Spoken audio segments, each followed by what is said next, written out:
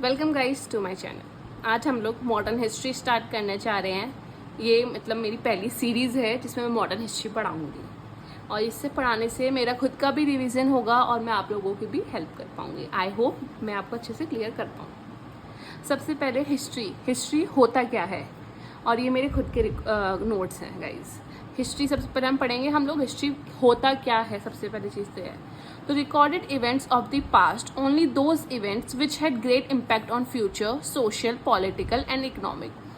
वो recorded events जिसका जो पास्ट में हुए हैं और उनका बहुत ग्रेट इम्पैक्ट पड़ रहा है हमारे फ्यूचर पे, जैसे फ्यूचर पे सोशली, पॉलिटिकली, इकोनॉमिकली, वो चीज़ें होती हैं, वो इवेंट्स। और इन इवेंट्स को कौन बताता है कि हिस्टोरियन है कि हिस्टोरिकल होगा कि नहीं होगा, ये आगे जाके हिस्ट्री बनेगी कि नहीं बनेगी, तो वो होता है हिस्टोरियन।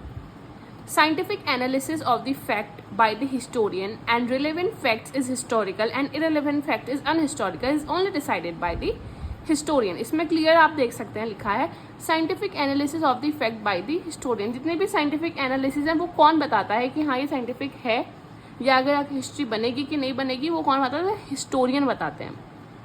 और जितने भी रिलेवेंट फैक्ट्स हैं, वो रिलेवेंट जो फैक्ट्स हैं वो हिस्टोरिकल हैं, जो इररिलेवेंट फैक्ट्स हैं जो हिस्टोरिकल नहीं है वो चीज़ें भी हमें हिस्टोरियन ही बताते हैं।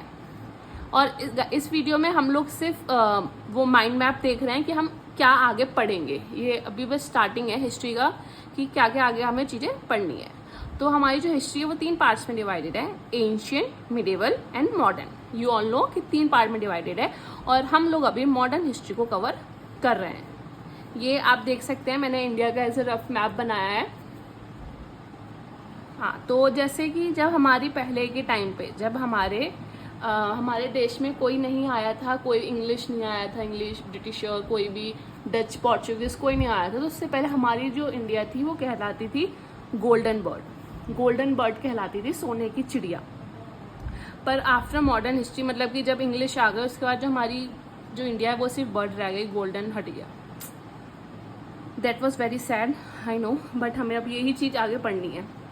अब सबसे पहले जी कैसे गोल्डन हमारी चिड़िया के सोने की चिड़िया कैसे कहलाती थी इंडिया। पहले एक्सपोर्टर हमारे जो इंडिया से एक्सपोर्ट होता था वो बहुत ज़्यादा होता था, मतलब कि हमारे गुड्स एंड सर्विसेज, कॉटन, इतनी ज़्यादा यूरोप में हमारे कॉटन टेक्सटाइल की वो थी, मांग थी, इतना लोग वहाँ पे पसंद करते थे। यूरोपियंस हमारे कॉटन के उसके लिए पागल रहते थे हमेशा कि कॉटन के उनको वही टेक्सटाइल वही चाहिए जो हमारे इंडिया में बनती हैं। तो एक्सपोर्ट बहुत ज़्यादा था, तो उसकी जगह हमें क्या मिलता था? Incoming of gold and silver. Gold and silver उसकी जगह हमें मिलता था। और उसके बाद फिर एक्सपोर्ट हो रहा है गोल्डन। पर जब ब्रिटिश मॉडर्न हिस्ट्री, मतलब जब ब्रिटिशर आए, तो ब्रिटिशर के टाइम में रिवर्स हो गया। हम इम्पोर्टर बन गए। जो पहले हम एक्सपोर्टर थे, जो हम चीज़ें बाहर लेकर जाते थे। एक्सपोर्टर वो होते हैं जो चीज़ें इंडिया से बाहर जा रही हैं। इम्पोर्टर वो हो गए जो बाहर से इंडिया आ रही है, इम्पोर्ट कर जा रही हैं बाहर से हमारे देश में। तो हम फिर क्या बन गए? इम्पोर्टर बन गए चीज़ों के लिए, इसके कंज्यूमर और गुड्स के हम इम्पोर्टर बन गए। उसी जगह हम जब सामान लेते थे तो हमारे देश से क्या जाता था? सोना और चांदी जाता था हमारे देश से। इस वजह से हम लोग सिर्फ चिड़िया बन के रह गए और हमारा सोने की चिड़िया का सोना हट गया। तो यही टाइम पीरियड है जब कैसे हम इम्पोर्टर बने और कैसे हमने मतलब हमारे देश से सामान जाने लगा, पैसे जाने लगे, वही कहलाती है modern history when Britishers come. Okay, और अब मैं आपको बताती हूँ, ये सिर्फ वो चीज़ आपको मैं माइंड मैप बता रही हूँ, फैक्ट्स बता रही हूँ जो हमें इस पूरी मॉडर्न हिस्ट्री में पढ़ना है। 1757 में जब सबसे पहले ब्रिटिशर आए, तो सबसे पहले ब्रिटिशर ने अपने पावर कहाँ बनाई? बंगाल को कैप्चर करके। कुछ छोटे छोटे फैक्ट्स हैं। 1757 में Britishers comes political power in India by capturing Bengal. Britisher का जब पॉलिटिकल पावर आया इंडिया में, जब उन्होंने बंगाल को कैप्चर करा 1757 में। और उस टाइम हमारा जीडीपी था वो वर्ल्ड का 25% जीडीपी था। मतलब इतने उस समय हमारी तो पॉपुलेशन भी इतनी नहीं थी। उस समय 10 करोड़ या 14 करोड़ लोग ही थे। अभी तो 140 करोड़ लोग हैं हम लोग। उसमें तो ऐसा खुला खुला लगता था, पर उस समय ही हमारी जीडीपी 25% वर्ल्ड इकोनॉमी थी और ट्रेड हमारा 50%। हम ऑल ओवर वर्ल्ड का 50% ट्रेड करते थे। यू नो कि मतलब आधा ट्रेड इंडिया से होकर जाता था, 50% आधा ऑल ओवर वर्ल्ड। उसके बाद अब आते हैं हम लोग, ये तो कुछ फैक्ट्स है। और हम एर्नोल्ड टोइनबी एंड ब्लैकी, ये 2 नाम है बाहर के, मतलब यूरोपियंस के और ब्रिटिशर्स के, जो फर्स्ट पर्सन जिन्होंने इंडस्ट्रियल रिवॉल्यूशन का नाम दिया था। Arnold Toynbee and Blackie was the first person to use the word industrial revolution in the 18th century. Mind this and mark this. Arnold Toynbee and Blackie, ये सिर्फ नाम Blackie है, पर ये ब्लैकी नहीं थे, ये वाइट ही थे, मतलब सिर्फ इनका नाम ही ब्लैकी था. अब कुछ जोग्राफिकल डिस्कवरीज हुई थी 1400-1500 AD, मतलब एक साल का जो हमारा पूरा 1400 से 1500 का जो टाइम था, उसमें हमारे कुछ जोग्राफिकल डिस्कवरीज की थी. पहले 1492 में कोलंबस ने डिस्कवर करा था अमेरिका. हमें पता है पहले जो क्या कहते हैं इंडिया का सी रूट नहीं था, वो किसने डिस्कवर करा? इंडिया का सी रूट जो डिस्कवर करा था 1498 में Vasco da Gama. Vasco da Gama was the first European and was the first person who find the cape route to India, जिन्होंने समुद्र से यूरोप से इंडिया तक का रास्ता उन्होंने फाइंड करा था पानी के थ्रू. इन्होंने इंडिया को, सब लोग कहते हैं इन्होंने इंडिया डिस्कवर करा, इन्होंने इंडिया को डिस्कवर नहीं करा, इन्होंने इंडिया का सी रूट डिस्कवर करा था. इंडिया का सी रूट डिस्कवर किया था इन्होंने, यूरोप से इंडिया का सी रूट डिस्कवर करा था इन्होंने. इंडिया को डिस्कवर, माइंड दिस की एंड रिमेंबर दिस कि इंडिया ने इंडिया को डिस्कवर नहीं करा है, इन्होंने इंडिया का सी रूट को डिस्कवर करा है फ्रॉम यूरोप टू इंडिया. और दो जोग्राफिकल डिस्कवरीज वही आपको मैंने बता दी. 1492 में कोलंबस ने डिस्कवर करा था अमेरिका को, और 1498 में Vasco da Gama found the cape route of to India. Cape route मतलब वही सी रूट करा था. तो two famous discoveries of mankind was discovered in 1400 to 1500 AD. Okay, अब हम सबसे पहले मैं आपको बताती हूँ. तो पोर्चुगीज सबसे पहले कब आए थे? 1498 में आए थे इंडिया में. पोर्चुगीज 1498 में आए, फिर डच आए 1602 में, फिर इंग्लिश आए 1608 में. पर जो पोर्चुगीज़ का और लेके जो इंग्लिश तक का यहाँ तक का जो था, यहाँ पे जो टोटल टाइम पीरियड था वो था 110 साल का. ऑलमोस्ट 110 ईयर्स पोर्चुगीज़ ने रूल करा था हमारे ऑल ओवर इंडिया पे. पर तब भी 110 साल वो रूल करने के बाद भी ब्रिटिशर ने आने के 15 साल में, 10 से 15 साल, ऑलमोस्ट 15 साल के बाद ब्रिटिशर्स आए और 15 साल उन्होंने इंडिया पे रूल करा. उसके बाद उन्होंने पोर्चुगीज़ को भगा दिया, जो कि पोर्चुगीज़ 110 साल से, ब्रिटिशर्स के आने से 110 साल से पहले से राज कर रहा था, मतलब ट्रेड कर रहा था. राज तो नहीं कर रहा था, मतलब ट्रेड कर रहा था इंडिया से. तो उसके हर जगह उसके डच इंग्लिश के आने से पहले पोर्चुगीज़ की बहुत ज़्यादा वो था, दबदबा था हमारे हिंदुस्तान पर.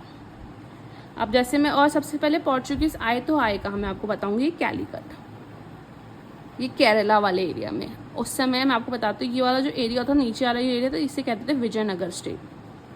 ये होता था विजयनगर स्टेट. और ये नॉर्थ जितना भी था, ये नॉर्थ का, ये पूरा दिल्ली सल्तनत थी.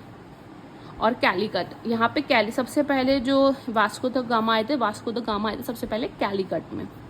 ये पूछा जाता है क्वेश्चन प्रीलिम्स में भी, और वास्को द गामा के बहुत क्वेश्चन प्रीलिम्स में आते हैं, आप देख भी सकते हैं प्रीवियस ईयर क्वेश्चंस. और आने वाले आगे वीडियोस में आपको दिखाऊंगी भी विद द प्रूफ.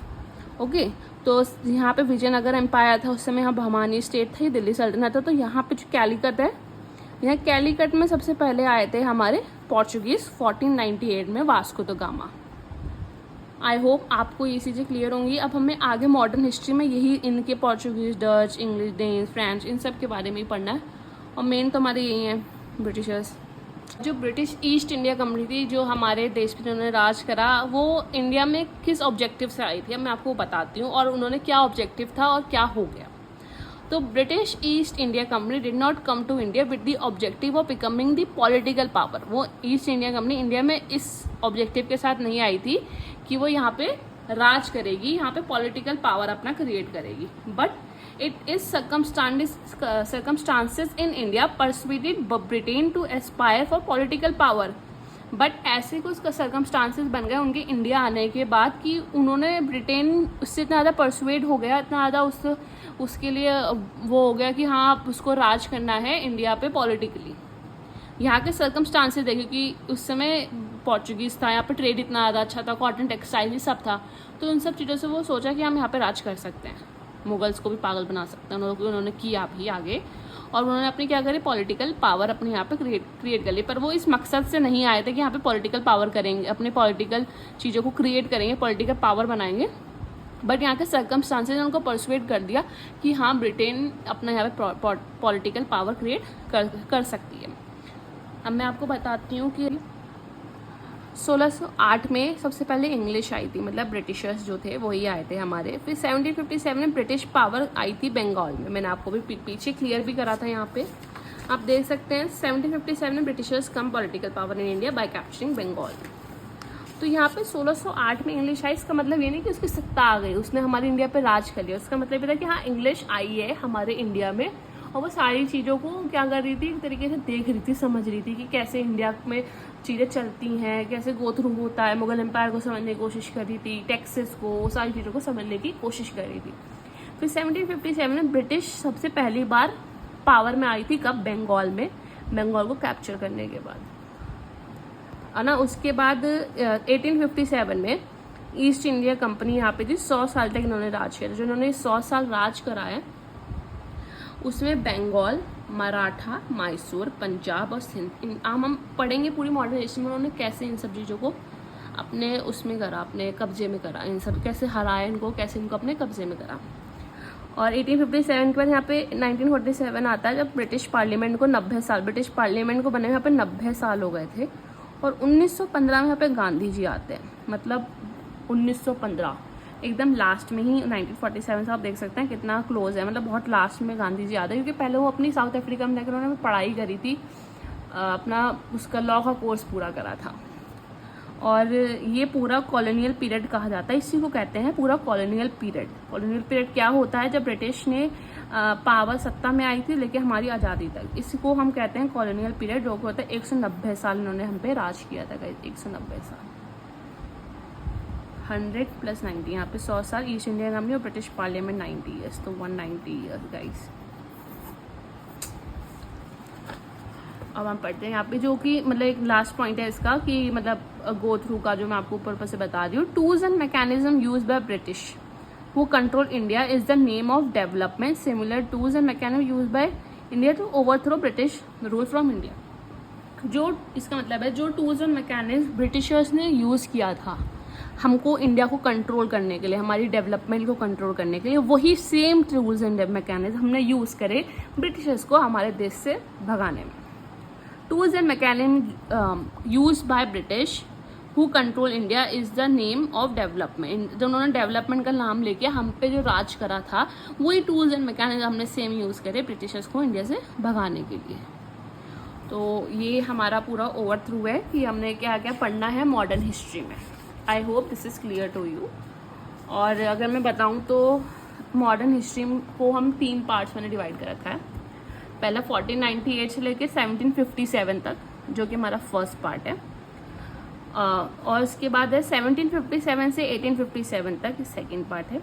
फिर 1857 से 1947 तक हमारा थर्ड पार्ट है। अब इसके लिए हम कौन सी बुक्स सजेस्ट करें, कौन सी बुक्स यूज़ करें? हम लोग इतनी सारी बुक्स यूज़ करते हैं, ये वो, पर इतनी सारी नहीं करनी है गाइज। हमें एक चीज़ पे कंसंट्रेट करना है, कम बुक्स पढ़ेंगे, मतलब बुक्स पढ़ना इज़ गुड, बट हमें अपना सिलेबस टाइम पे कंप्लीट करना है, चीज़ों को क्लियर करना है, अपने पॉइंट्स क्लियर करना है। सबसे बेस्ट है इसमें एनसीईआरटी। हम लोग 12th क्लास की एनसीईआरटी यूज़ करेंगे, ओल्ड एनसीईआरटी। ओल्ड एनसीईआरटी में ही पूरा इसका मॉडर्न हिस्ट्री है। 12th से बहुत लोग कंफ्यूज होते हैं एनसीईआरटी और कौन सी क्लास की एनसीईआरटी, 11th की, 12th की, 10th की, कौन सी क्लास की एनसीईआरटी? तो 12th क्लास की एनसीईआरटी यूज़ करने, सिर्फ इसी में मॉडर्न हिस्ट्री के बारे में एक्सप्लेन है। और 72nd पार्ट के लिए हम स्पेक्ट्रम का यूज़ करेंगे। आई होप सबके पास तो होगा, जो भी सिविल सर्विसेज की तैयारी कर रहे हैं उनके पास ऑलमोस्ट सबके पास होता ही है यार। 1857 से 1947 तक Bipin Chandra, India struggle for independence. Bipin Chandra ji की बुक है, ये ऑथर है, उनकी बुक का नाम है इंडिया स्ट्रगल फॉर इंडिपेंडेंस।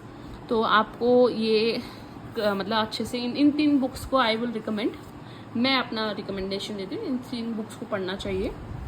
और ये जो टाइम पीरियड से थर्ड वाला पार्ट है, ये सबसे ज़्यादा इंपॉर्टेंट है, इसमें सबसे ज़्यादा प्रीलिम्स में इसमें से सबसे ज़्यादा क्वेश्चन आते हैं गाइस। आई होप आपको ये सारी चीज़ें क्लियर होंगी जो मैंने आपको अभी तक बताया। हिस्ट्री क्या है, कैसे क्या क्या पॉइंट्स हम पूरे हिस्ट्री, मॉडर्न हिस्ट्री में पढ़ने वाले हैं।